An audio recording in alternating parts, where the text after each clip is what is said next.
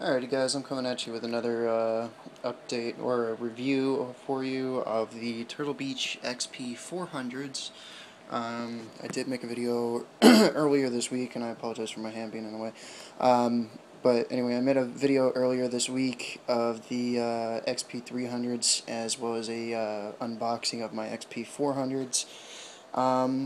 Basically what happened was the XP300s just were not what I expected them to be. I mean, from Turtlebeach, I typically expect a headset that's going to sound great and also, make me sound good over the mic. The XP300s, for whatever reason, they have kind of like a little bit of like a robot-like distortion to them. It sounds almost like you're a robot. And you'll notice like all your friends are basically going to tell you that you sound exactly like a robot and everything. So what I'm going to do now is just basically a quick little overview of the XP400 to go over some of the features of it that I like about these and go from there. Basically with these, it's a 5.1 Dolby Digital headset. I've had it for about a week now, and I honestly love these things. It does come with a digital optical cable. The only thing that's kind of a pain in the ass with that is that you can't run the auxiliary wire. Like, you can't listen to music on your phone or your MP3 player like you could with the XP300s while you're using the digital optical cable, which is kind of silly because the receiver doesn't give you the option for an auxiliary in either. And they also don't provide a splitter wire for you to connect the auxiliary wire to to like a microphone piece so you can actually use the auxiliary sound. So it kind of screws you on that. But I do have to say that the sound quality of the like gameplay and stuff like that is unreal. It's perfectly directional. You can actually move the direction of how the speakers are going to sound and where the sound is going to come from and stuff. And I'll actually show you that in the manual because I actually had to figure it out myself with the manual. And it was kind of a little bit tricky, but basically there's 6 different settings. The first one's going to be like the main front speakers being directly in front of you, with the 2 speakers, with the 2 rear sounds coming from your, like, directly to the side. You can actually move the speakers so that they're all the way, differently displayed, so you can actually hear, like, perfect directional sound. Like, this one is a pretty good one. I didn't like it too much for Modern Warfare 3 because it just kind of, like, your back sound and your front sound were just a little bit off. But the 5th setting is so far my favorite. You can actually hear perfectly, like, the centered speaker that is supposed to be coming from the front of you. You can actually hear them running up in front of you, and then with the speaker set to the side at 60 degrees, you can actually hear them like coming from the left, coming from the right. And if you have SitRep Pro in Modern Warfare 3, you'll hear everybody. Um, so that's my favorite thing. The next favorite thing about these is that instead of it being like a sound processor, they added what's called the sound limiter. The sound limiter, what that does is that's going to give you the option to cut out like the loud explosions and the loud like sounds. Like, for instance, if you're playing Search and Destroy, that loud music that jumps on after like a minute left, that gets cut down to almost disappearing, and you can actually hear footsteps and gunfire over that loud sound. So it was a very nice feature, especially being I play a lot of Search and Destroy, and use this a lot. Best setting for Modern Warfare 3, I'll let you guys know, is basically the treble boost mixed with the limiter all the way. Um, I listen to it, I mean, that's how I use it. I mean, everybody else has their different preferences. They like to hear the bass and stuff like that too. I personally don't need to hear the bass. I don't need to hear the slamming, the explosions and stuff falling and everything like that. So I just stick to the treble setting because that's typically where your footsteps are going to be coming from, like that high pitch click click click click is of their heels and stuff running towards you.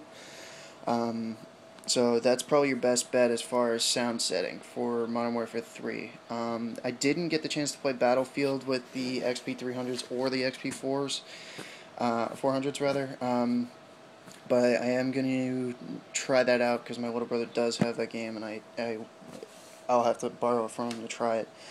Um, headset works amazing with Black Ops as well as Modern Warfare 2. So any of those games, if you guys have that, it's basically the same settings, and they get a little bit better with Black Ops because you have different sound settings where there's enhancements and stuff like that that you don't have in Modern Warfare 3.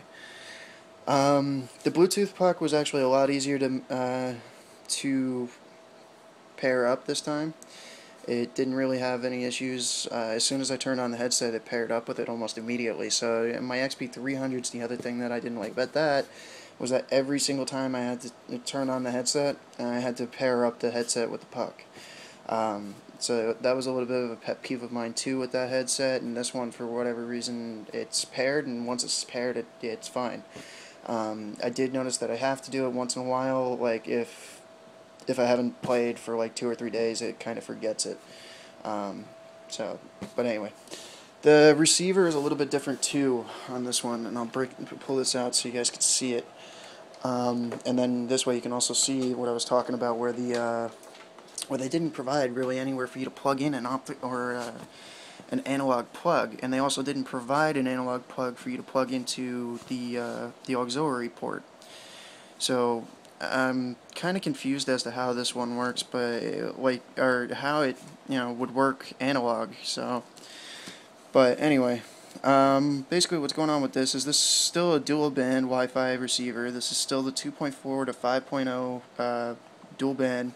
So if somebody's using the 2.4 in your house, you won't get the distortion and build up or the breaking up sound while they're playing or messing with the computer or something like that.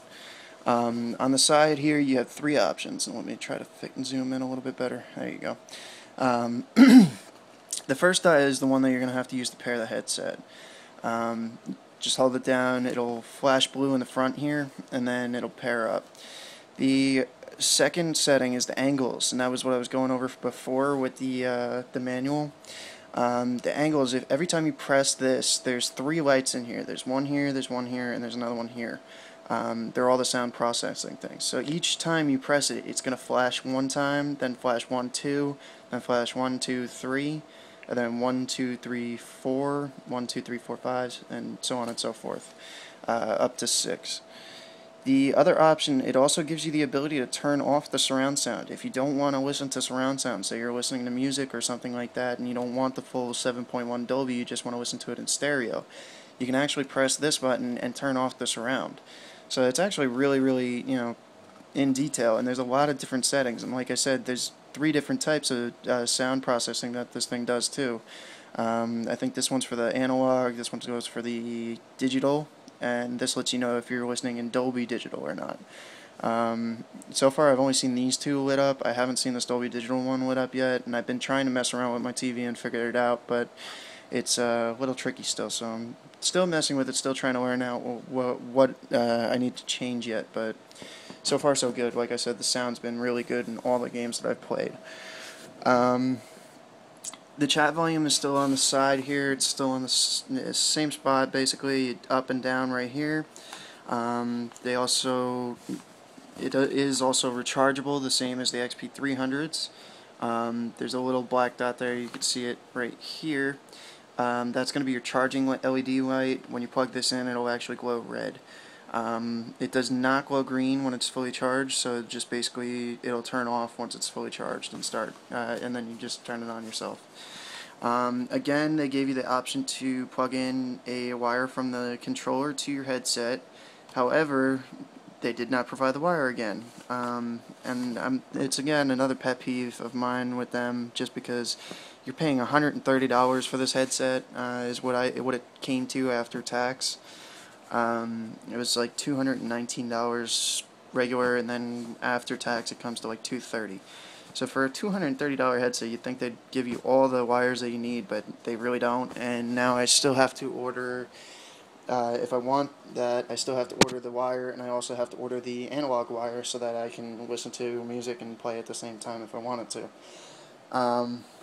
But again, on the back here, I forgot to show you on the receiver, this basically has the optical digital in, and it gives you an optical digital out, as well as an analog in, but there's only one analog in, so you can't I mean, unless you go with like a splitter or something, you're not going to be able to use two devices at once for analog.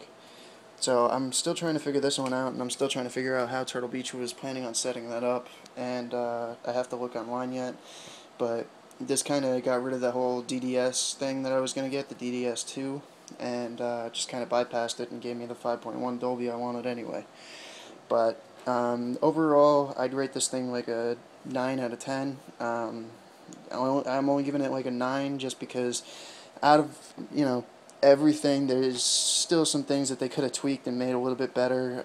They could have, again, with the digital optical in and the audio, the analog audio in, they could have made it so that both those worked at the same time, and for whatever reason, I guess they didn't take the time to do so. So it doesn't work if you're trying to listen to music and play games at the same time. Now you have to go about it the same old way, where you got to download a flash drive and get it to play on your Xbox. But other than that, like I said, the headset is great. I love it. It sounds great. I would suggest it to anybody. It does still have that little bit of voice distortion when you're talking in chat and stuff like that. There's really no way to avoid it, I guess, with the XP300s because of the Bluetooth, and I guess it's a different microphone than the XP300 or the XP31s and the what is it? It's the X31s and the X41s rather. So it's a little bit different mic because I guess they used like a Bluetooth mic from like a regular receiver headset that you would use for your phone, as opposed to using the old mic that was like really clear on the X41s. And I've actually heard myself talking, through my friend's mic, just trying to hear myself talk, and he said that it still sounds like kind of robotish, but at the same time it's a lot clearer, he said, than the XP300s.